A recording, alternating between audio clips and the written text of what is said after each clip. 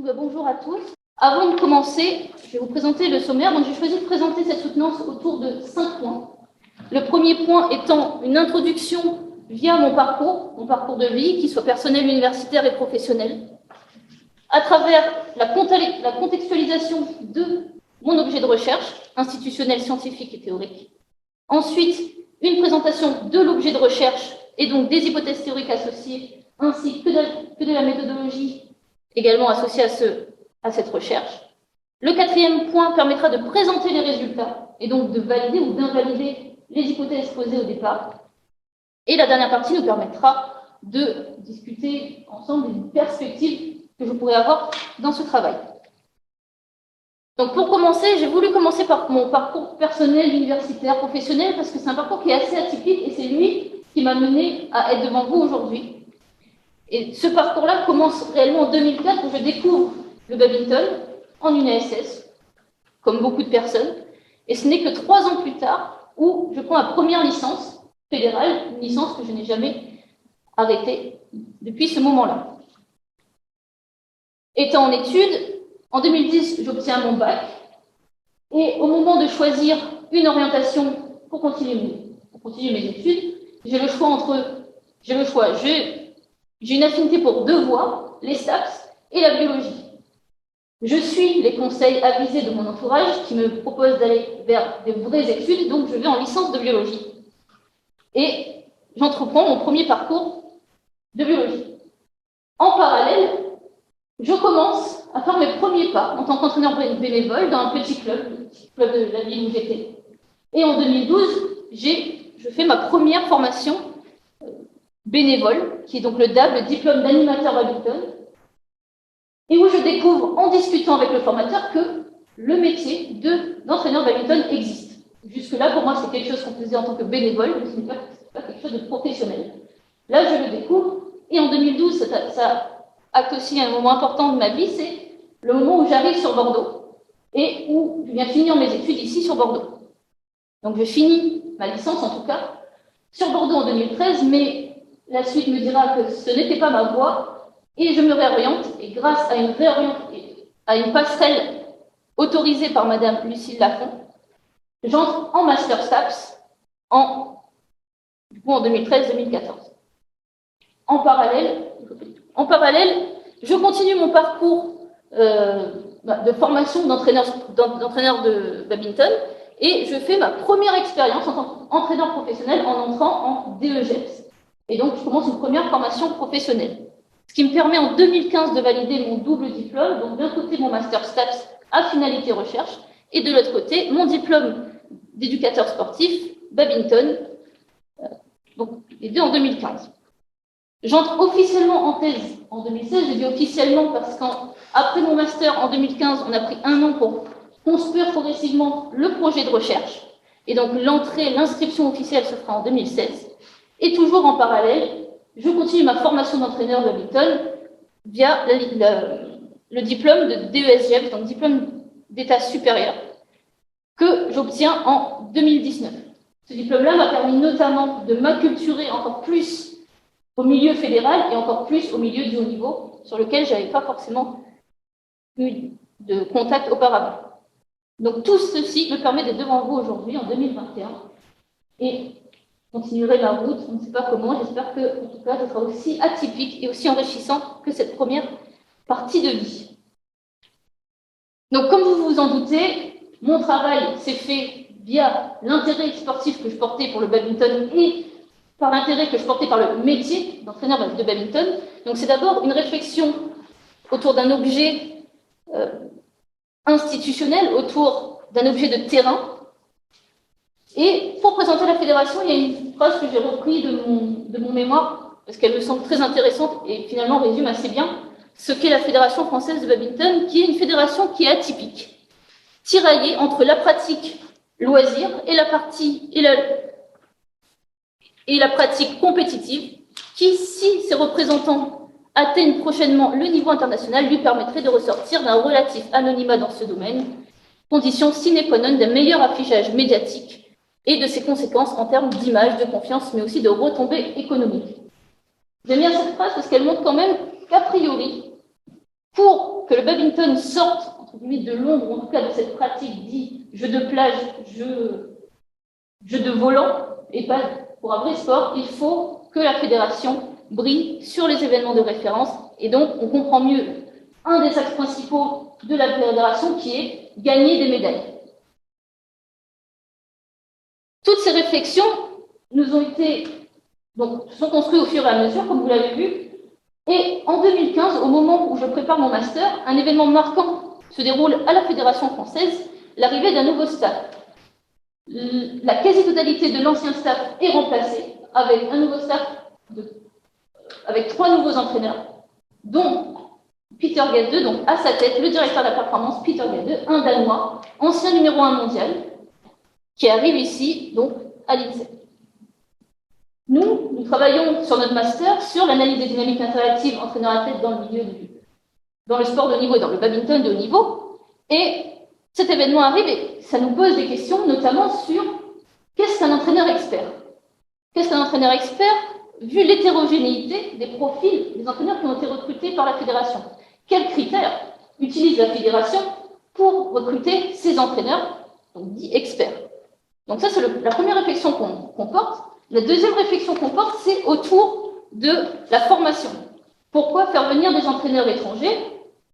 Cela questionne sur la qualité, ou en tout cas sur la formation professionnelle des entraîneurs en France, mais aussi sur comment on va utiliser les compétences, les savoirs des entraîneurs qu'on fait venir, comment on va les capitaliser pour ensuite nous en servir pour les formations futures.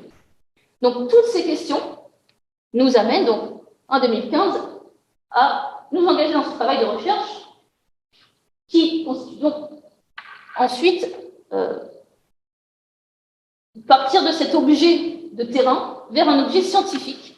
Et pour ça, on va interroger la littérature. Et on est entré par l'expertise. Qu'est-ce qu'un entraîneur expert? Les premières lectures nous ont montré qu'il n'y a pas vraiment de consensus aujourd'hui autour de cette notion d'expertise, ce qui peut expliquer d'ailleurs que les fédérations ne savent pas non plus, n'ont pas de critères fixes pour déterminer qu'est-ce qu'un entraîneur expert et donc recruter ces entraîneurs de haut niveau. Néanmoins, il a fallu pour ce travail déterminer des critères qui nous permettent de dire nous avons travaillé avec des entraîneurs experts. Pour ça, on a pris des critères qui reviennent très souvent dans la littérature, comme le niveau des athlètes que les entraîneurs entraînent, leur expérience en tant qu'entraîneur, leur expérience en tant qu'athlète, leur réussite en tant qu'entraîneur, mais aussi la reconnaissance du milieu sportif. Donc nous, on aura gardé 3 critères pour identifier les entraîneurs experts dans notre étude. Le niveau des athlètes qu'ils entraînent, donc c'est forcément des joueurs membres de l'équipe de France. Leur expérience en tant qu'entraîneur, ils sont tous au minimum 4 ans d'expérience dans l'entraînement de haut niveau. Donc, et en tant qu'entraîneur national, donc ils ont été ou sont entraîneurs national. Ils ont tous été dans le top 100 français, donc ils ont tous eu un niveau national en tant que joueur. Voilà les 3 critères qu'on a gardés. Néanmoins, la littérature nous dit qu'il ne faut pas s'arrêter à ces critères objectifs, à ces 5 critères objectifs, car l'expertise est multidimensionnelle. Il y a beaucoup de choses qui entrent en compte dans l'activité et montrent la complexité de l'activité de l'entraîneur. Bien entendu, on a abordé un peu plus la question de la relation entraîneur-entraîné parce que nous travaillons sur l'analyse des dynamiques interactives entraîneur-athlète. Donc c'est pourquoi ce chapitre-là est un peu plus développé dans notre point de vue de littérature.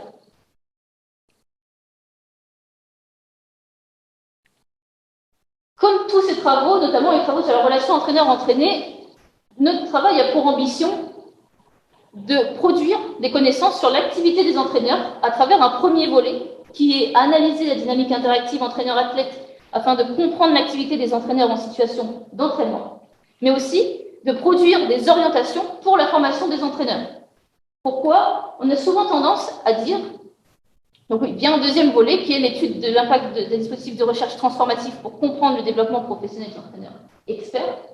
On a souvent tendance à dire qu'un entraîneur qui entraîne depuis longtemps a beaucoup d'expérience. Mais la littérature montre que le vécu qu'a l'entraîneur n'est pas forcément transformé en expérience. Pour cela, il faut qu'il y ait une construction de sens sur l'activité, mais aussi sur son activité, et donc un processus de réflexivité pour que le vécu devienne expérience. Donc, ce transfert ne va pas de soi, ce n'est pas parce qu'on a du vécu qu'on a nécessairement de l'expérience.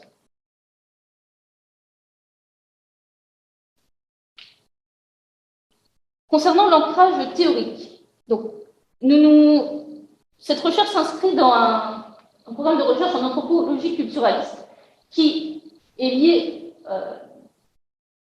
qui vient de la philosophie du langage. Et j'ai récupéré cette phrase parce que je l'aime bien. C'est peut-être pas forcément ce qu'il y a de plus scientifique, mais en tout cas, ça me parle bien. C'est dans la communication entre ce que je pense, entre ce que je veux dire, entre ce que je crois dire, entre ce que je dis, entre ce que vous voulez entendre, entre ce que vous entendez, ce que vous croyez comprendre, ce que vous voulez comprendre et ce que vous comprenez. Il y a au moins 10 possibilités de ne pas se comprendre. Mais essayons quand même. Ce programme permet d'analyser cette interaction, cette communication entre deux acteurs, ici l'entraîneur et l'athlète, et même s'il n'a pas encore été utilisé ou éprouvé dans les situations d'entraînement sportif, il nous paraît heuristique pour comprendre l'activité des entraîneurs experts en situation professionnelle. Pourquoi? Parce qu'il va nous permettre de conceptualiser les significations que les acteurs associent aux expériences qu'ils vivent grâce à des concepts qui sont aussi des outils qui nous permettent de faire cette conceptualisation et qui nous permet aussi d'apprécier les accords de signification. Donc ça, je reviendrai un peu plus tard sur notamment 2 concepts qu'on utilise beaucoup dans cette recherche, qui sont les concepts de règles et de jeux de langage. Mais je reviendrai un peu plus tard. Comme nous nous intéressons aussi à la formation professionnelle, ce qui est intéressant avec ce programme, c'est qu'il propose une lecture singulière de la formation professionnelle organisée autour de 3 activités de formation. La première activité de formation est l'enseignement ostensif. À ce moment-là, ça va être la première étape où le formateur, il va enseigner, expliciter la règle au formé. Pour ça, il va essayer d'élaborer un lien de signification entre l'énoncé de la règle, les expériences exemplaires et les résultats qui sont attendus. Ensuite, il va accompagner, via la mise en place de situations de formation, il va accompagner le formé au premier suivi des règles qu'il vient de lui enseigner.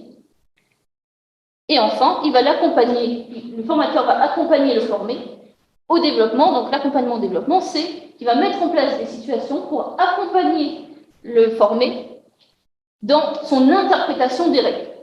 C'est ici que se trouve ce travail. Ce travail s'intéresse à l'accompagnement du développement, car on travaille en tout cas avec des entraîneurs experts qui sont donc dans cette phase de développement.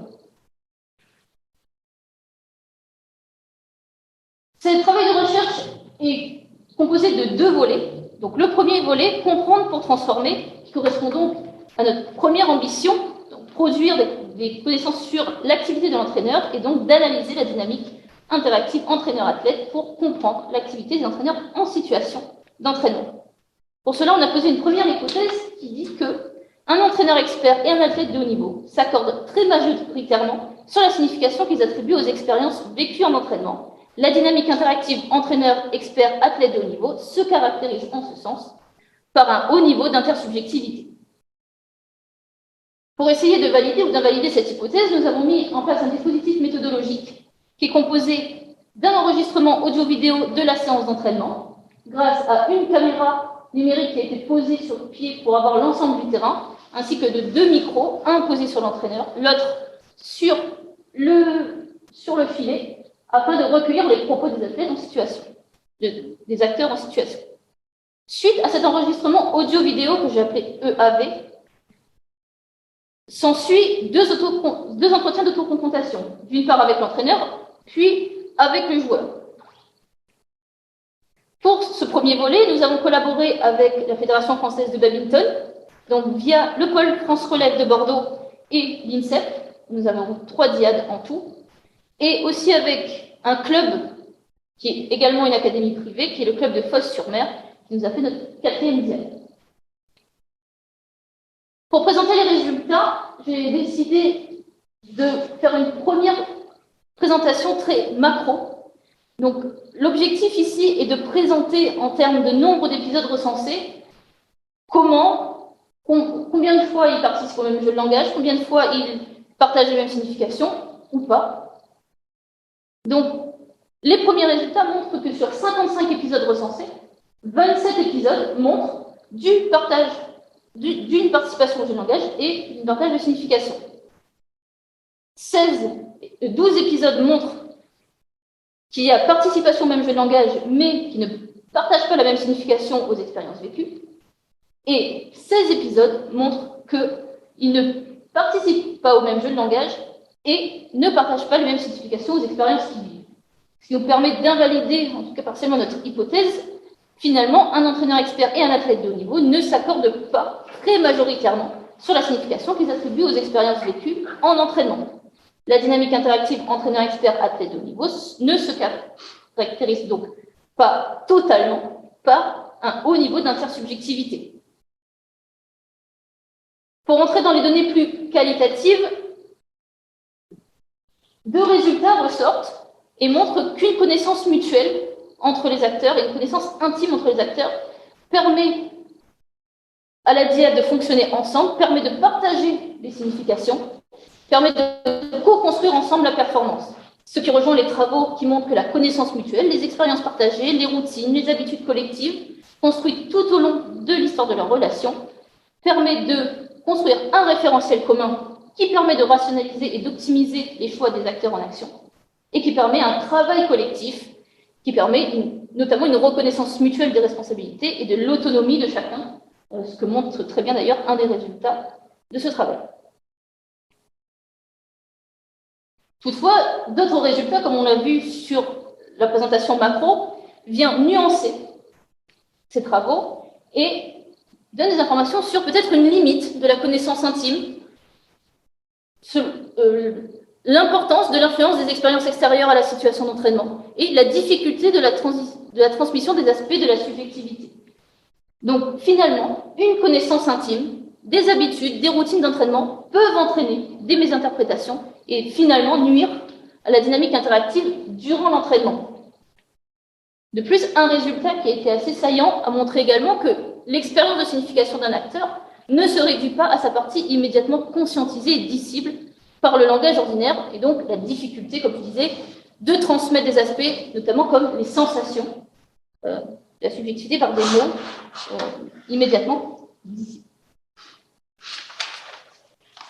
Cette hypothèse, la première hypothèse ayant été que partiellement validée, on a décidé de construire un dispositif de recherche, cette fois-ci transformatif, afin de comprendre le développement professionnel des entraîneurs experts.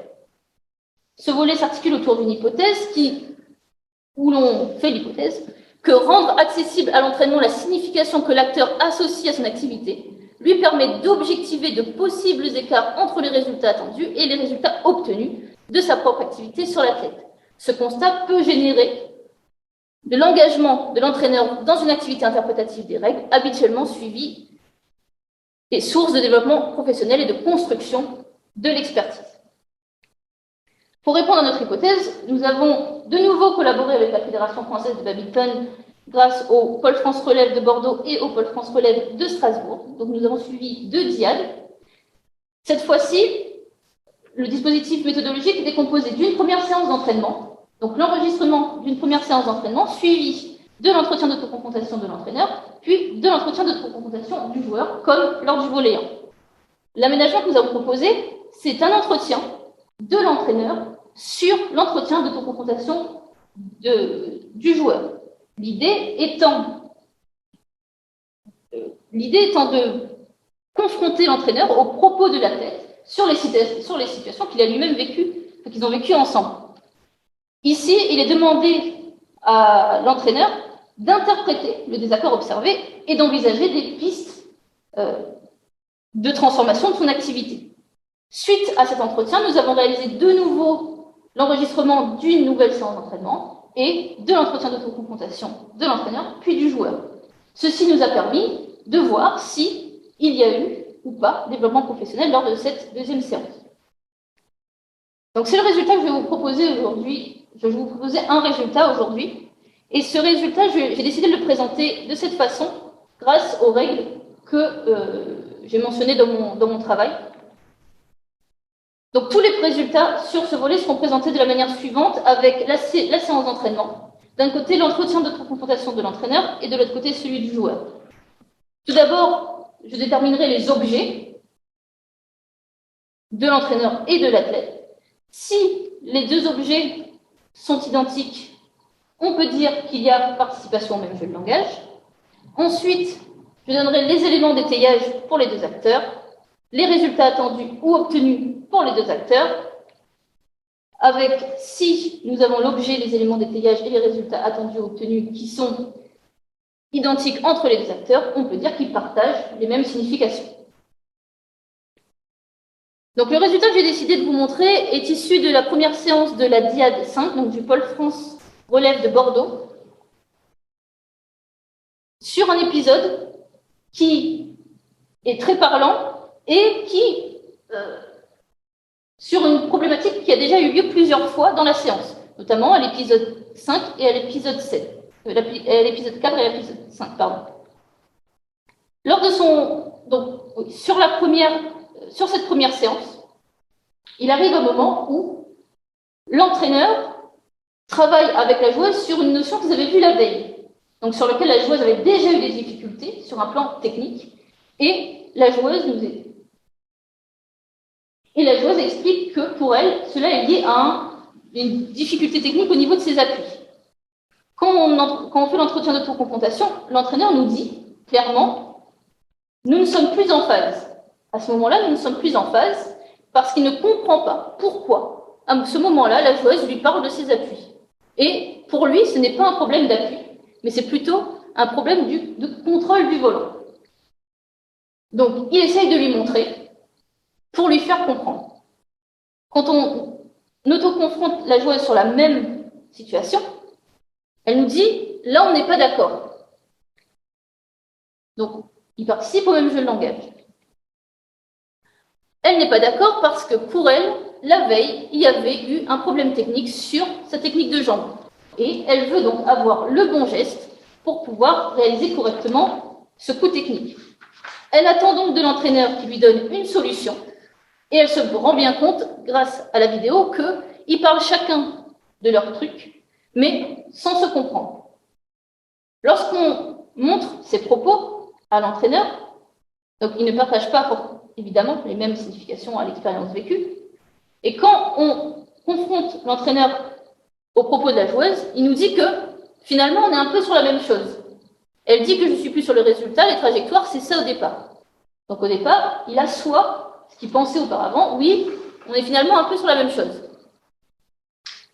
Une réflexion s'engage, oui, mais je comprends ce qu'elle veut dire, elle est dans sa représentation, ça doit passer par un geste technique adéquat, une solution technique qui permet d'avoir la bonne trajectoire. Elle attend une solution technique, mais lui, de son point de vue, c'est à elle d'explorer. Donc lui, il était plus sur l'attitude, il est conscient, il prend conscience qu'il y a un désaccord, mais lui cherche à ce qu'elle explore alors qu'elle attend la solution technique. Plus tard, à la fin de l'entretien aménagé, il nous dit que finalement, ça fait quand même une sacrée différence. Parce que lui est sur le résultat qui va induire une technique, alors qu'elle va être sur une technique qui va induire le résultat. Et donc finalement, avant qu'ils se rejoignent, il va falloir qu'il y en ait un des deux qui fasse un pas de côté pour qu'ils se rejoignent et qu'ils se rejoignent. Donc là, ça met quand même en évidence un truc qui est un petit peu plus profond, c'est-à-dire comment se passe l'apprentissage technique. Il explique que moi, j'ai une certaine conception qui n'est pas la même que certains joueurs, et là, ce qu'elle attend, c'est un truc technique bien clair, et finalement, il se rend même compte que c'est plus que juste une incompréhension sur le moment, c'est aussi une méthode pédagogique qui est différente, les attentes qui sont différentes. Donc, on voit ici que l'entraîneur, grâce à l'entretien ménager, prend conscience qu'il existe un écart entre sa conception de l'entraînement technique et celle de la joueuse, où lui va chercher à ce que les joueurs trouvent leur propre technique, trouvent leur propre solution technique, et la joueuse qui, elle, va attendre une solution claire et nette pour avoir le bon geste. Et on voit, même si là c'est assez court, c'est un peu plus développé dans le manuscrit, mais on voit quand même que ce changement est assez long. Le réel déclic qu'il a eu est plutôt à la fin de l'entretien aménagé et pas au début. Lors de la deuxième séance d'entraînement, donc toujours avec la même diade, on retrouve la même chose, le même, on va dire, problème, sur une routine et sur notamment un coût technique qui est le contre-amorti croisé. Donc l'entraîneur, il nous dit cette fois-ci que je sais que le croisé, c'est un coût compliqué. Je l'ai mis parce que je veux qu'on travaille là-dessus, mais je sais que ça va être compliqué, je sais que la joueuse va sûrement se compliquer et va sûrement se rajouter des axes de travail. Et notamment, ça va être à l'origine de beaucoup de fautes.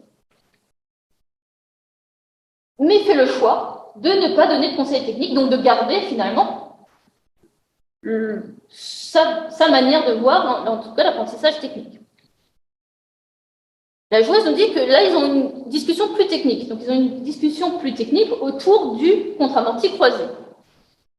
Elle lui montre ce qui ne va pas et, de nouveau, attend un conseil de l'entraîneur. Donc, on est ici exactement sur la même problématique qui s'est posée lors de la séance précédente. Un peu plus tard, lors de cette séance, donc juste après, l'entraîneur nous dit « Là, je vois que la joueuse se rajoute un axe, elle veut fixer, elle veut utiliser la fixation, ce qui finalement va être encore plus compliqué, va compliquer la réalisation du coût technique. » Il lui explique donc « On ne peut pas tout avoir » et va lui parler de la tactique, donc va lui parler de ce que lui attendait à ce moment-là et de comment lui, il voit la réalisation de ce coût technique à ce moment-là. La joueuse, elle, dit également « Oui, je cherche à fixer. Je cherche à fixer. Je dis à l'entraîneur que ce n'est pas fixé, parce que moi, ce que je veux faire, c'est un coup qui fait mal. » Contrairement aux épisodes précédents, finalement, à la fin de la discussion, elle nous dit que là, on a réussi à bien parler. J'ai compris qu'il fallait que je commence par bien faire le coup, et qu'ensuite, que je cherche juste à mettre l'adversaire en retard, et qu'ensuite, je cherche à fixer, donc à améliorer mon coup. Et contrairement à la séance précédente, on a ici, on va dire, un désaccord de signification qui se transforme en accord de signification. Ce qui nous permet de valider notre hypothèse théorique, en tout cas on a un résultat exemplaire qui nous permet de valider cette hypothèse, et donc rendre accessible à l'entraîneur la signification que l'athlète associe à son activité lui permet d'objectiver de possibles écarts entre les résultats attendus et les résultats obtenus sur sa propre activité. Et donc, on a généré de l'engagement de l'entraîneur dans une activité interprétative des règles, et donc on a eu un développement professionnel pour l'entraîneur. Donc finalement, permettre à l'entraîneur d'accéder à la signification de l'athlète et le confronter à son propre système de règles ouvre une zone de développement potentiel, mais avec quand même on observe une résistance au changement, et notamment le deuxième résultat de ce volet 2, que je ne présenterai pas ici, appuie ce point. Donc, pour qu'il y ait développement, il est nécessaire que l'objet du désaccord soit suffisamment fort ou que le désaccord soit récurrent. Et donc, le développement professionnel, à travers ce dispositif de recherche, ne va pas de soi. Ce n'est pas parce qu'on montre l'entretien aménagé à l'entraîneur qu'il va forcément y avoir développement professionnel. Au niveau des perspectives, je vais juste énoncer rapidement deux limites qu'on pourra rediscuter plus tard sur les limites de l'entretien d'autoconfrontation, notamment sur des aspects comme la sensation, comme on disait tout à l'heure, de certains aspects de la subjectivité qu'on a du mal à accéder grâce au simple entretien d'autoconfrontation. Il s'agit ici d'un dispositif de recherche, ce n'est pas un dispositif de formation, donc il faudrait aménager ce dispositif pour qu'il devienne un dispositif de formation, et à mon sens, il faudrait qu'il y ait aussi un changement, il y aura fondamentalement un changement du statut du chercheur pour un dispositif de formation. Quelques précautions à prendre, cette recherche m'a beaucoup ouvert les yeux sur les difficultés de collaboration entre le milieu de la recherche et le milieu du sport de haut niveau, et aussi de ce statut de praticien-chercheur où on est en même temps, on fait partie d'une fédération et on est chercheur extérieur, donc ce statut un peu entre deux chaises. Quelques ouvertures sur ce travail. La première ouverture, ça serait d'analyser les dynamiques interactives entraîneurs-athlètes en situation de coaching en compétition. Là, on est bien en situation d'entraînement, mais on pourrait le voir aussi en situation de coaching en compétition. Des recueils ont déjà été menés, mais pour une cohérence et vu la longueur du manuscrit, on a décidé de ne pas le mettre ici. Ensuite, des collaborations avec l'INSEP commencent à... Il y a des échanges qui commencent à se faire, notamment autour de la question de la capitalisation des savoirs d'experts. Et je n'ai pas rajouté le point, mais j'ai plusieurs perspectives, notamment dans les rapports, on parlait d'études mixtes, sur plein de choses comme ça, sur lesquelles on pourra discuter plus tard quand je ne dépasse pas plus le temps. Merci de votre attention et de l'intérêt porté à mon travail.